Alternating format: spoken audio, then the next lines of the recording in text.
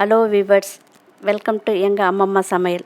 இன்றைக்கி நம்ம என்ன பார்க்க போகிறோம் அப்படின்னா, சாதாரணமாக எப்போவுமே புதினா சட்னியே அரைப்போம் இல்லையா? அந்த புதினாவை வச்சு, கொத்தமல்லி வச்சு நம்மக்கிட்ட கிடைக்கிற எல்லா பொருளையுமே, அதாவது இம்யூனிட்டிக்கு உண்டான எந்தெந்த பொருள் இருக்கோ அந்த பொருளெல்லாம் ஒன்றா சேர்த்து ஒரு சட்னி அரைக்க முடியும் அப்படின்றத காட்டுறதுக்காக நான் இன்றைக்கி அதெல்லாம் வச்சு ஒரு சட்னி அரைச்சிருக்கேன். அந்த சட்னியை இப்போ நம்ம எப்படி அரைக்கிறது அப்படின்றத வீடியோக்குள்ளே போய் பார்க்கலாம் வாங்க.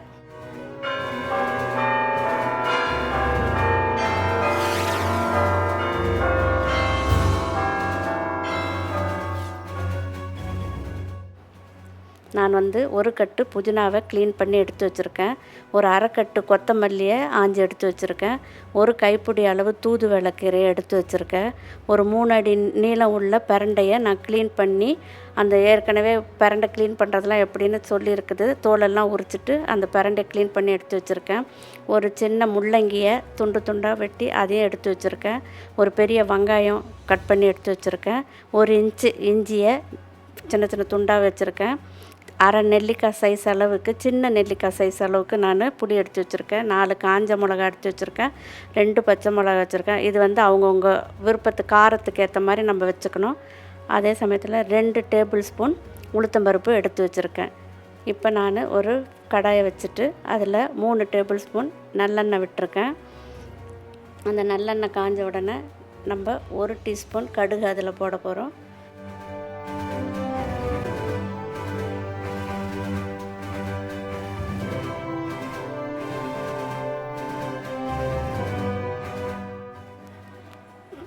சின்ன டீஸ்பூன் கடுகு போடுறேன். கடுகு பொரியட்டும். பொரிஞ்ச உடனே நான் பிரண்டை கொஞ்சம் நல்லா வதங்கணும். ஏன்னா இப்போ நான் இது ஏன் மொத்தமாக சேர்த்து போடுறேன் அப்படின்னா, சில பேருக்கு பிரண்டை தொகையில் தனியாக அரைச்சா எப்படி இருக்குமோ, அந்த கனரல் இருக்கும், அந்த மாதிரிலாம் ஃபீல் பண்ணுறாங்க. அதனால் இந்த மாதிரி அரைக்கும் போது எந்த ஒரு இதுவும் நம்மளுக்கு தெரியாது, நல்லாயிருக்கும் சட்னியோட டேஸ்ட்டு. அதனால் நான் பிரண்டையை போட்டு ஃபஸ்ட்டு வதக்குறேன். ஏன்னா பிரண்டை நல்லா வதங்கணும். அதனால் எண்ணெய் நிறைய இருக்கும்போது அந்த பிரண்டையை போட்டு அதில் நம்ம வதக்கிக்கணும். அது கொஞ்சம் கலர் சேஞ்ச் ஆகும். அந்த க்ரீனிஷ் போயிட்டு கொஞ்சம் ஒயிட் கலர் வரும். அந்த அளவுக்கு நம்ம அதை வதக்கிக்கிட்டால் போகிறோம். அதனால் இந்த சட்னியில் எந்த ஒரு டேஸ்ட்டும் தனித்தனியாக தெரியாது நம்மளுக்கு. இந்த பிரண்டையோட இதுவும் தெரியாது. அதே சமயத்தில் அந்த முள்ளங்கியோட இது அந்த மாதிரிலாம் எதுவுமே தனித்தனியாக ஃப்ளேவரோட இது நம்மளுக்கு தெரியாது. இந்த சட்னி காமனாக நம்மளுக்கு நல்ல டேஸ்ட்டோடு கிடைக்கும். அதனால் இந்த மாதிரி ஒரு தடவை அரைச்சி பார்ப்பீங்க அப்படின்றதுக்காக தான் நான் இந்த சட்னியை ட்ரை பண்ணி போட்டிருக்கிறேன். இப்போ அடுத்தது நம்ம 2 டேபிள் ஸ்பூன் உளுந்து எடுத்து வச்சுருக்கிறோம் இல்லையா, அதை போட்டு வதக்கிக்கலாம். அளவுக்கு உளுந்து செவந்து வந்துருச்சு. இப்போ நம்ம மிளகாவை ஆட் பண்ணிக்கலாம். எடுத்து வச்ச 4 காஞ்ச மிளகா, 2 பச்சை மிளகா. அடுத்தது இஞ்சி துண்டு பண்ணி வச்சுருக்கோம் இல்லையா, அதையும் போட்டு வதக்கிக்கலாம்.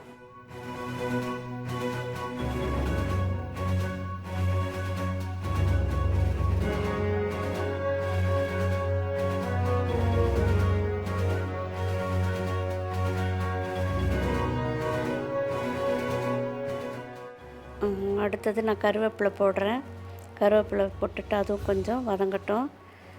இப்போ இதில் என்னென்னா, நம்ம பிரண்டை வாங்கும்போது நிறைய போட வேண்டியதாக இருக்கும். இதில்னா எல்லாமே கொஞ்சம் குவான்டிட்டி போட்டால் நம்மளுக்கு போகும். அடுத்தது நான் முள்ளங்கி போட்டு வதக்கியிருக்கிறேன். அதுக்கு தேவையான உப்பு போட்டுக்கலாம்.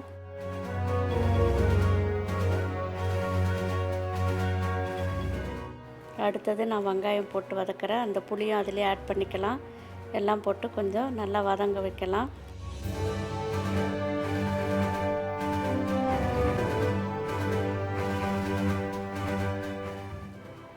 இந்த சட்னி நம்ம இட்லி, தோசை, சாதம் எல்லாத்துக்குமே நல்லாயிருக்கும்.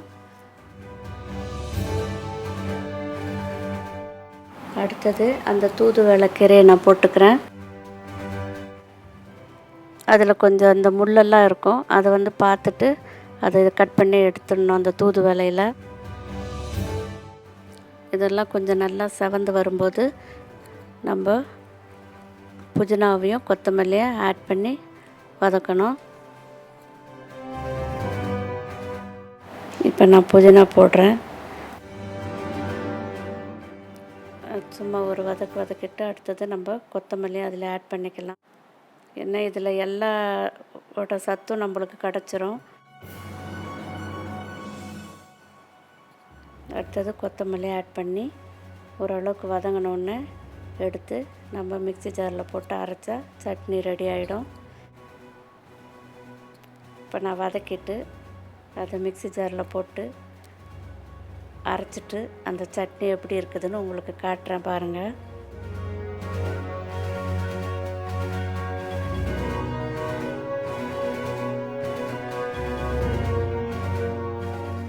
அவ்வளோதான், இந்த அளவு வதங்கினா போதும். இப்போ நம்ம ஆற வச்சுட்டு மிக்ஸி ஜாரில் போட்டு அரைச்சிக்கணும். இப்போ காரத்தை மட்டும் நீங்கள் பார்த்துக்கிட்டு அரைக்கலாம். அதில் ஒரு 2 பச்சை மிளகாவோ 2 காஞ்ச மிளகாவோ எடுத்து ஊற வச்சுட்டு கூட நீங்கள் அரைச்சிட்டு காரம் வேணும்னா போட்டுக்கலாம். நான் உங்களுக்காக அதை காட்டுறேன், இந்த மாதிரி எடுத்து வச்சுட்டு அரைக்கலாம் அப்படின்றத. சப்போஸ் காரம் பத்தலைன்னா அந்த மிளகாவை திருப்பி நீங்கள் போட்டு ஆட் பண்ணி அரைச்சிட்டு சேர்த்துக்கலாம்.